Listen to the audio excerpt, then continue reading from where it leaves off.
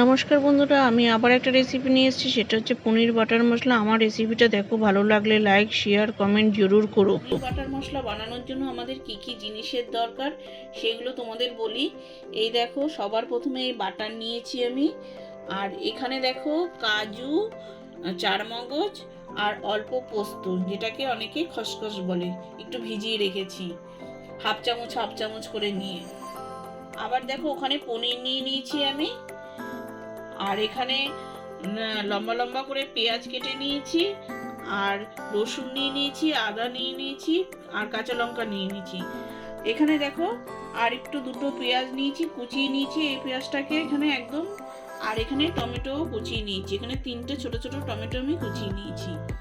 আর মশলার মধ্যে দেখো, লঙ্কার গুঁড়ো নিয়েছি, হলুদের গুঁড়ো নিয়েছি, ধনের গুঁড়ো নিয়েছি, আর গরম মশলা নিয়েছি। আর এদিকে খাড়া মশলার মধ্যে দেখো কি নিয়েছি, দারচিনি নিয়েছি, এলাচ নিয়েছি, তেজপাতা নিয়েছি, আর এখানে লবঙ্গ নিয়েছি। এই দেখো, এখানে যে কাজু, চারমগজ আর পোস্তটা আছে না, এটাকে আমি মিক্সিতে এখন পেস্ট করে নেব। এই দেখো, আমার কড়াইটা গরম হয়ে গেছে। এবার আমি কড়াইটার মধ্যে না 2 চামচ রিফাইন তেল দিয়ে দেবো, আর কতটা বাটার দিয়ে দেবো। এই দেখো, এই বাটারটা দিয়েছি। বাটারটা গলে গেলে না, আমি এই পনিরটা যেটা আছে, পনিরটাকে হালকা ফ্রাই করব।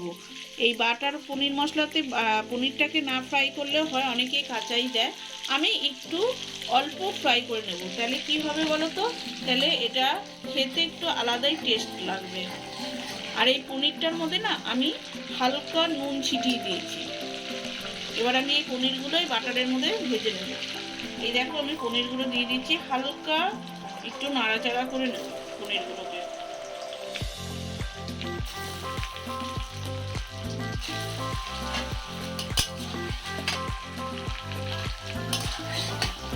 এই দেখো, পনিরটা আমি 2-3 মিনিট নাড়াচাড়া করে নিয়েছি। এই দেখো, এবার আমি পনিরগুলোকে নামিয়ে নেব।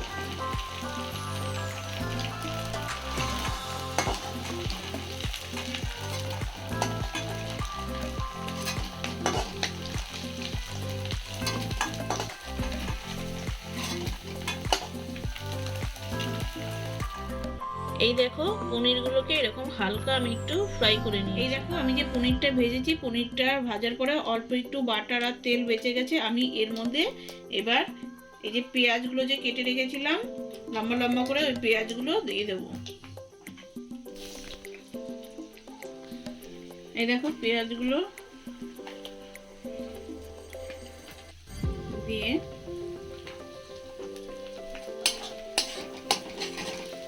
এই পেঁয়াজ, কাঁচা লঙ্কা আর আদা আর রসুন সব একসাথে দিয়ে একটু নাড়াচাড়া করে নেব। হালকা ফ্রাই কালার চলে এসছে। এবার আমি টমেটোগুলোকে দিয়ে দেবো। 3 মিনিট নাড়াচাড়া করে এটাকে আমি ঠান্ডা করে তারপরে আমি মিক্সিতে পেস্ট করে নেব।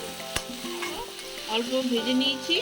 এবার এটাকে আমি গ্যাসটা বন্ধ করে দিলাম। এটা ঠান্ডা হয়ে গেলে এবার আমি এটা মিক্সিতে পেস্ট করে দেব। আমি পেস্ট করে নিয়েছি পেঁয়াজ, রসুন, আদা, যেগুলো আমি কড়াইতে নাড়াচাড়া করে নিয়েছিলাম, টমেটো, এগুলো দিয়ে পেস্ট করে নিয়েছি মিক্সিতে। এটা ওই যে কাজু, চারমগজ, পোস্ত, ওটাকেও আমি পেস্ট করে নিয়েছি। আমার কড়াইটার মধ্যে একটু বাটার দেওয়া, অল্প তেল আছে, বাটার আর তেল মিশানো আছে। এর মধ্যে আমি আরও 2 চামচ তেল ঢেলে দেবো।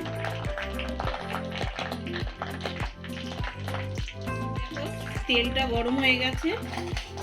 হ্যাঁ, বাটার দাও তো, এই জন্য একটুখানি তেলটা কীরকম যেন হয়ে গেছে, খুব একটু ফেনা ফেনা টাইপের। এবার এর মধ্যে আমি 2টো তেজপাতা ছোট ছোট দিয়ে দিলাম,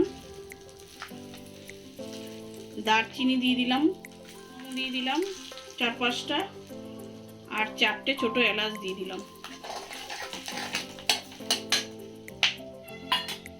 এবার আমি এই তেলটার মধ্যে পেঁয়াজগুলো দিয়ে দিলাম, যেগুলো নাকি একদম বারিক বারিক কেটে দিয়েছিলাম। এই পেঁয়াজগুলো কুচিয়ে রেখেছি, এই পেঁয়াজগুলো এর মধ্যে দিয়ে দিলাম। এবার এটাকে একটু লাল লাল করে পেঁয়াজগুলোকে ভেজে নেব। এই দেখো, পেঁয়াজগুলো আমার একদম নরম হয়ে গেছে, আর একটু কালারটাও চেঞ্জ হয়ে গেছে, দেখেছো? হালকা হালকা ব্রাউন ব্রাউন কালার হয়ে গেছে। আমি এই যে পেস্টটা বানিয়ে রেখেছিলাম, এটা ঢেলে দেবো। এই দেখো পেস্টটাকে আমি ঢেলে দিচ্ছি পুরোটা। তো এবার এই পেস্টটাকে কিছুক্ষণ নাড়াচাড়া করে নেব যতক্ষণ এর কাঁচা ভাবটা না চলে যায়।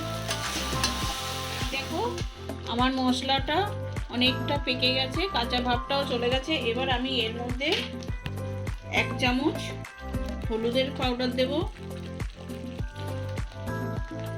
1 চামচ লঙ্কার গুঁড়ো দেব, আর 1 চামচ ধনের গুঁড়ো দেব। 1 চামচের মতন বাটার দিয়ে দেবো এর মধ্যে।